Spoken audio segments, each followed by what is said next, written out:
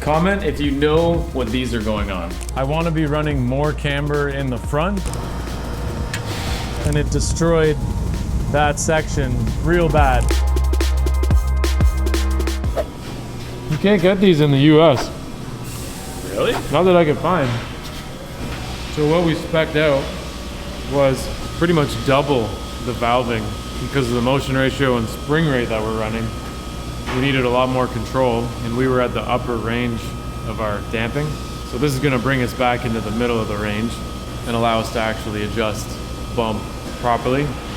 Usually, coilovers, especially when they're single way, only adjust the rebound, because on a street car or other cars, if you adjust the bump like we want to on a race car, it actually makes the car very unsafe to drive if you increase the bump too much, because you'll lose control of the vehicle quite easily. So on single way adjustable coilovers, the rebound is like 80% of what you're actually adjusting, and the bump you're almost not adjusting at all. And we confirmed this on our arm wrestling machine as well. What we needed was more control on the bump, so that's why we have these. They're valved differently. No, he said those are digressive, and then these are two rears, I believe.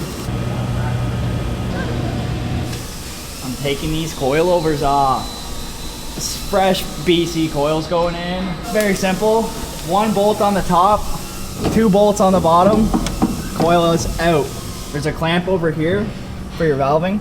It's just a 14, and then it wiggles out. I don't got it loose yet. Very fast, very simple. BC knows what's up. They know what they're doing.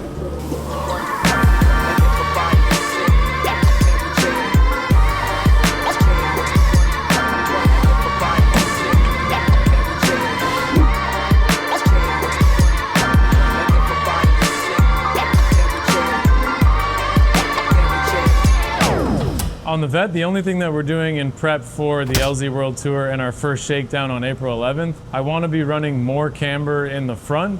And the way that we're going to do that, you can either get camber from the upper control arm or the lower control arm, or from the knuckle itself. In my case, we're going to get it from the lower, but I'm already running everything as wide as possible. So what I'm going to do is put our, I don't know if you guys knew this, but about 2 years ago, we actually extended all of our heim joints to 1/2 inch longer than they're supposed to be. And this is like now an FDF heim joint. Basically all heim joints from McMaster Carr, from everybody else, they're all the same standard size.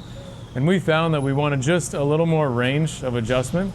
So we actually went ahead and made our own heim joints, and they have an extra 1/2 inch. So I have never put those on my car. We've had them for years now.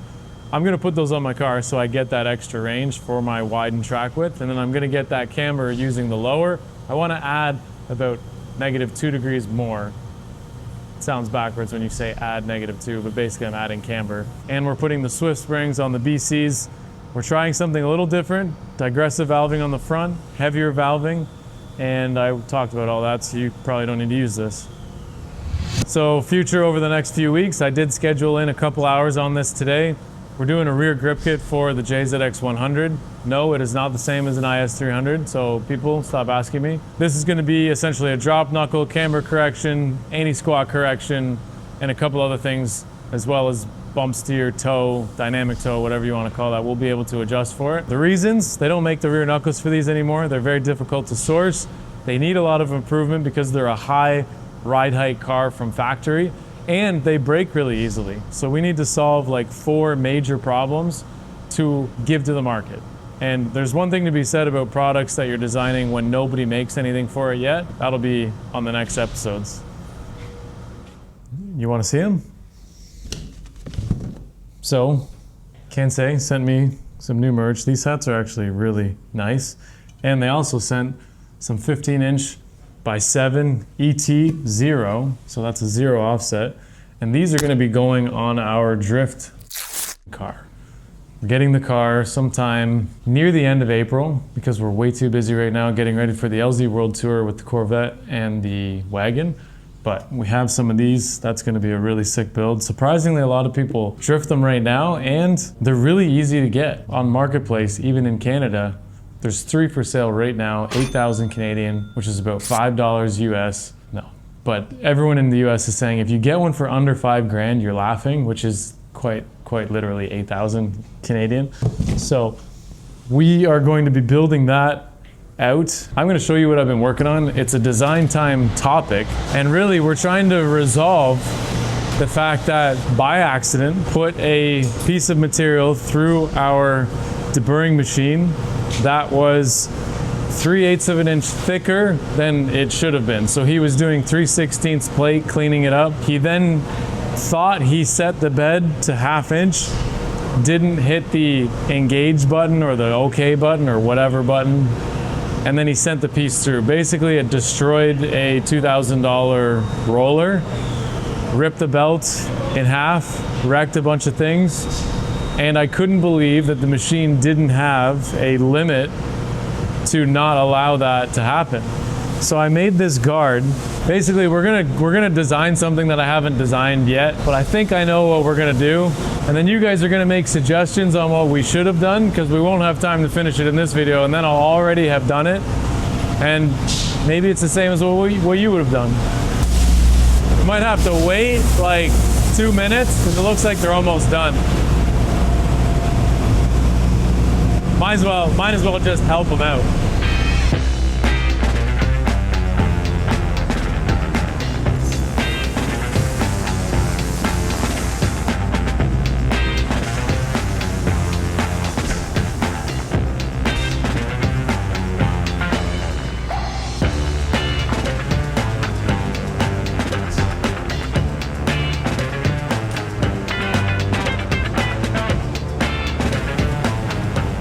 So last night I had a quick idea, had some scrap material. So my first idea was I would have this slidable plate that we would set up, I don't know, a couple millimeters above the thickness that we're running. But then we quickly realized that if you went to put in a piece and the piece hit your guard and it would snap down, it would probably pinch your fingers. So we're going to avoid that. So that was a real quick, seemed like a good idea at first, but it wasn't. We're gonna put this to the side. We realized that underneath there is a safety mechanism. It's just way too high off the belt. And if you hit it right here, if you hit this piece, it's designed to prevent your hand from going in, but it's not a prevention for too thick a material. So we wanna make it a prevention for too thick a material. If I push this, it does set off the e-stop. So basically what we're gonna do now is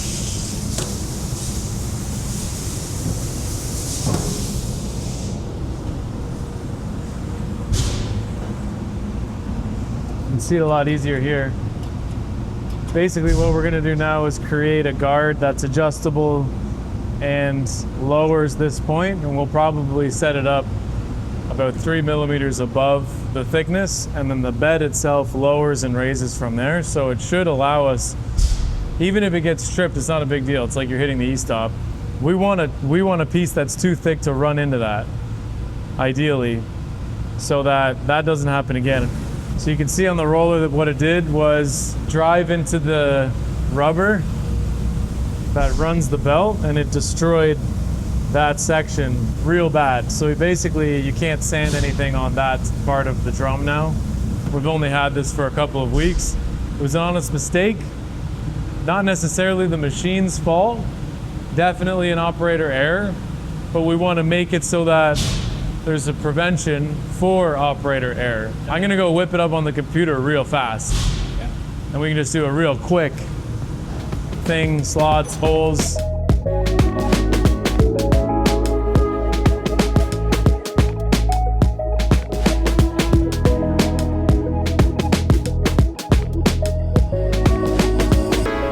Okay, so I got the guard done, and this was the original one that I made. So if we look at the sketch, I'm just going to show you guys how it's actually produced. It's all constrained. We have a slot in the center, 1 inch long. It's 5 inches tall, 62 3/8 wide. And then I simply just used a pattern function to get the, I'll roll back the timeline. So far it's just the body and the slot, and then I patterned this feature, so I don't need to do a bunch of sketching. It's very quick. Added fillets on the corners, keep it clean. another sketch. This was for the logo, another extrusion, logos are there. And the last sketch is how I extract the DXF file. So basically I saved copy as from this, brought it over here, and because it's all parametric, I was able to just move the slot where I needed it, change the dimensions for width and height, and then just did another export on the DXF file, and Brendan is now cutting these parts, and we'll slap the guard on. Parts are gonna run into it. I did, you know, get a little carried away with the riv nuts and the holes, because I was really convinced that that first guard would work just fine. Didn't want to create a pinch point, so now I need to cover the holes with a nice, you know, piece of trim, FDF, powder coated, make it look good. So look, you could say that I did it on purpose, like a couple years from now, if anyone asks, and it'll sell, it'll work. If you're ever going to do anything, don't sketch a bunch of slots, just use the pattern function, and that's probably the most valuable piece of information you'll get from this video. Comment if you know what these are going on. 15x7, 0 offset, 4x114 bolt pattern, I believe. Put the comments there. We'll see you guys in the next video.